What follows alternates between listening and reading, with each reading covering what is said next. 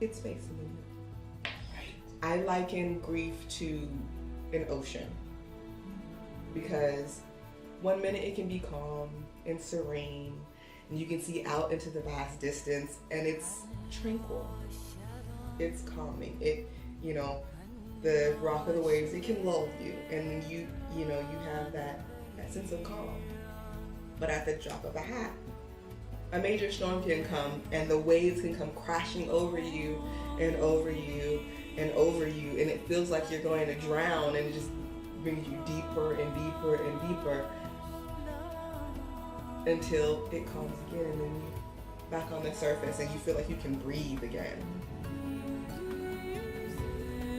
So it has its polar opposites. Yes, it can be just as beautiful and serene as you want, and it can be just as ugly as a hurricane, a typhoon, a tsunami, just crashing and tearing everything up in its wake.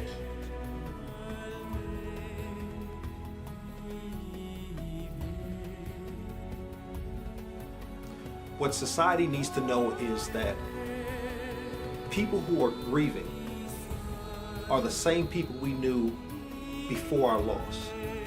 That we are just at a crossroad in our life with this loss. And everyone is going to be at this crossroad somewhere in their life.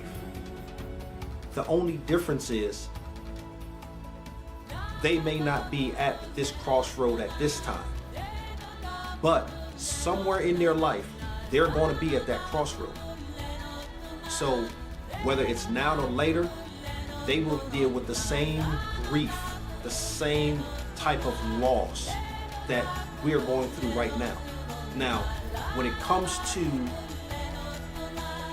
being at a crossroad like myself, losing a child, not everyone's going to be at that type of a crossroad.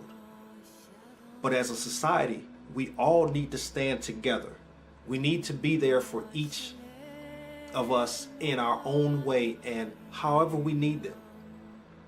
Some may need more than others, but it needs to be more outlets, more places to go, more resources that we can tap into so that we can make it through this grieving period.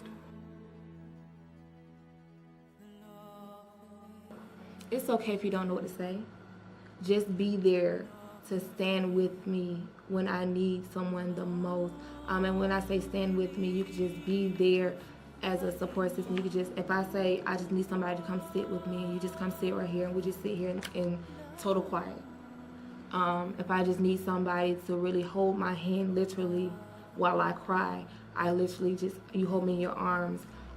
Things like that, different resources. If you have different resources that will help, I'm not opposed to counseling.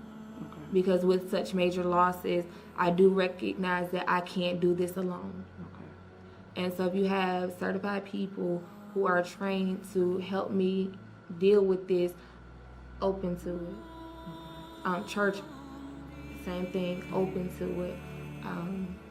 So really you just need people to understand that instead of running away or instead of isolating me, which makes me further isolate myself, it is good to be around me. I do want that. I do want your support, but give me what I need. Right. Like if I need for this day, like I don't need a lot of offerings. I don't Right. need offerings today. Today we just need You to come sit with right, us. We just need you to, stand your on my back. presence is Your enough for presence. now. Absolutely. And then when it comes to, if I do need to reach out, make it to where we are comfortable and we can trust that this is what you're doing genuinely. And not just to say that, hey, I did this because so Right. needed this. Right. That would be a big factor. Absolutely. We're all going to grieve. We're all going to experience loss.